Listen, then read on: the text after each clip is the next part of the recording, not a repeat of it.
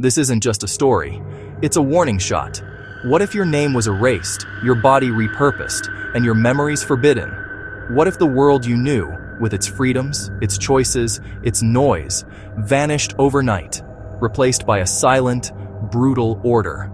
Welcome to Gilead, a world born from fear, built on control, and eerily close to our own. Margaret Atwood's 1985 novel, The Handmaid's Tale, isn't just a classic of dystopian literature, it's a mirror. A speculative fiction rooted in real history, real oppression, and real consequences. Atwood famously stated she included nothing in the book that humanity hadn't already done. Today, we're diving into its haunting world, its complex characters, its contested legacy, and the moral questions it still forces us to ask. Meet Offred. She once had a name of her own, a job, a husband named Luke, and a daughter she loved. Her life was ordinary, relatable, but in the Republic of Gilead, a totalitarian theocracy that has overthrown the United States government, she is now a handmaid, a fertile woman forced to bear children for the ruling elite in a bizarre, ritualized ceremony. Her name, Offred, means of Fred, a chilling reminder that she is the property of her commander. She is a vessel, not a person. Gilead's society is a rigid caste system, visually coded by color. The commanders in black hold absolute power. Their wives, in blue, manage the households with cold bitterness. The Marthas in dull green are domestic servants, and watching over everyone are the Eyes, Gilead's secret police.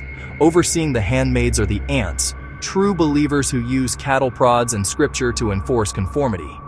Their leader, Aunt Lydia, is the smiling face of indoctrination, her platitudes as sharp as any weapon. Around Offred swirl other lives. Serena Joy, the bitter wife who once preached domesticity and now chafes within it. The commander, both an architect of this world and a hypocrite who secretly breaks its rules.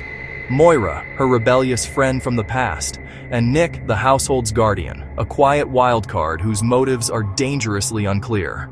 Through Offred's eyes, Atwood explores the terrifying mechanics of power, gender, and resistance. In a world facing an infertility crisis, Gilead weaponizes religion to seize total control over reproduction. Women are stripped of their autonomy and reduced to prescribed roles: wife, Martha, handmaid, or, if they are useless to the regime, an unwoman sent to the colonies to clean up toxic waste. Language itself becomes a tool of oppression. Greetings like, "Blessed be the fruit," and "under his eye," are not just pleasantries. They are tests of faith and acts of surveillance. Even Offred's story is fragmented, a secret reconstruction of events, making her an unreliable narrator whose memory is her only true possession. But beneath the suffocating silence, there's rebellion. Small acts of defiance, stolen glances, whispered names. A secret message scratched into a desk.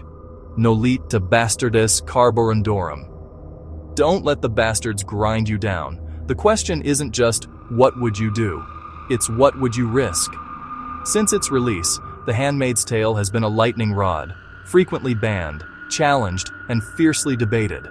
Critics call it too sexual, too political, too anti-religious, too dangerous. They argue it's an unfair attack on conservative values. But Atwood insists, everything in the book has a historical precedent, from the Puritan roots of America to the totalitarian regimes of the 20th century. And that's what makes it terrifying. It's not fantasy. It's a collage of human history. It's memory. The book's power has only grown, amplified by a critically acclaimed television series. While the show expands the world and modernizes the narrative, it maintains the novel's core horror. The red cloak and white wings have become a global symbol of protest, a silent, powerful uniform for those fighting for women's rights. Atwood's message is a stark one. Complacency is a luxury. Democracy is fragile. And silence in the face of injustice is complicity. Gilead isn't a prophecy. It's a possibility, a path paved with good intentions that leads to an unspeakable hell. In today's world, where reproductive rights, environmental collapse, and rising authoritarianism dominate headlines, The Handmaid's Tale feels more urgent than ever. It asks, what happens when fear becomes law? When ideology replaces empathy? And when women's bodies become political battlegrounds? Offred's story is fiction, a tale recorded on cassette tapes discovered long after the fall of Gilead. But the questions it raises are devastatingly real. And maybe, just maybe, forcing us to confront them is the entire point. This has been Weird World Vibes. If you found this breakdown illuminating, subscribe for more literary lore, historical oddities, and stories that still haunt us. We explore the fiction that reflects our reality.